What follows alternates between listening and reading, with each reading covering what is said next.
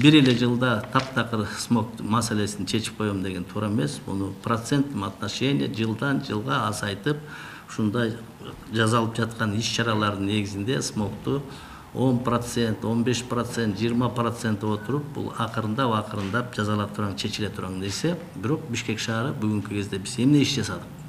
Бизге тийиштүү иш-чаранын бардык пункттарын биз толугу менен аткарганга жетиштиксем мен жаңылбайм. Бизде 74 котельный бар, Бишкек шаарына тийиштүү. 74 котельныйдын 22 от казаны бизде көмүр менен иштечи. Ошол от казанга 3600 тонна биз көмүр жакчыбыз. Мына 3600 тоннанын көмүрдүн ышы, бул өтө көп көлөмдөгү иш.